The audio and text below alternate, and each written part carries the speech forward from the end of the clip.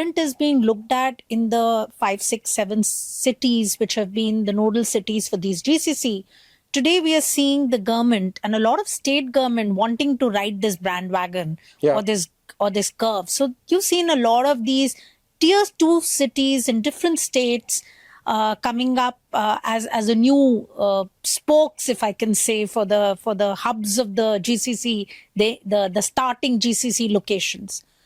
How have these tier 2 being played out?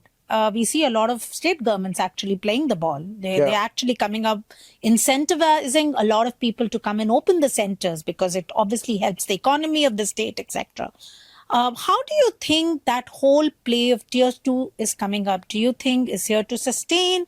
Or what are your thoughts around this as you work so aggressively in this market? No, definitely. I would say, Pragati, I've been in this space for 18 years. Perhaps I'm seeing a season 3 of tier 2. It's not tier 2 haven't happened. You've had multiple clients with set up in Indore, in Jaipur, in Vizag.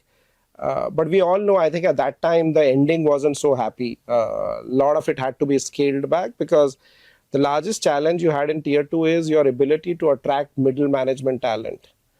People who are in the middle of their life, they have young kids, they have aging parents, for them to move in because you need, you can get younger talent, you can get entry talent in any location because the educational infrastructure of India is improving.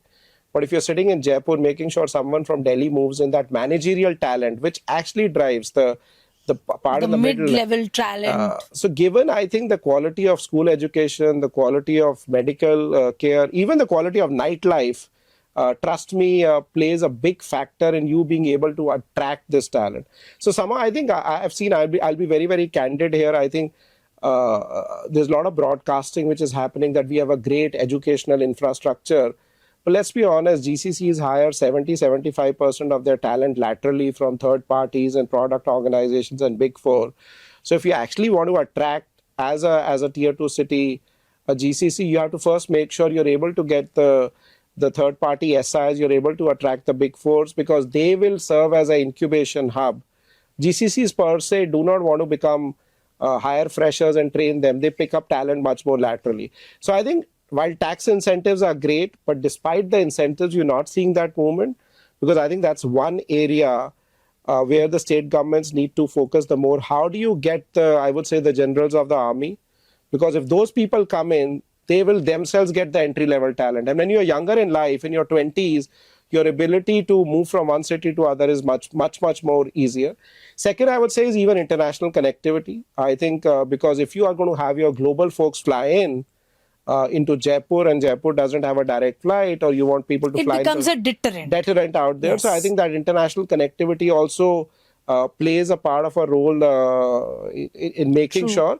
And then definitely, I think the way state governments, some of the state governments we know, like if you look at, have done extremely well. They have literally sassified the city as a service model. So you have all services of the city available to you on tap. So which gives a lot of comfort when any business, as I said, for someone coming into India, it is like landing on Mars. So, and our suggestion honestly to clients is, since our focus is more on new GCCs, is start with a tier 1, use tier 2 as a bolt-on. So once you squeeze the lemon, you optimize the process in a tier 1 location, then you can pick it up and move to a tier 2 out there, because you're going to get certain incentives which are going to come into play. So I would say that's a strategy, but ideally at this stage for financial services clients, the predominant model is not to start with a tier 2, but to use tier 2 as an additional location.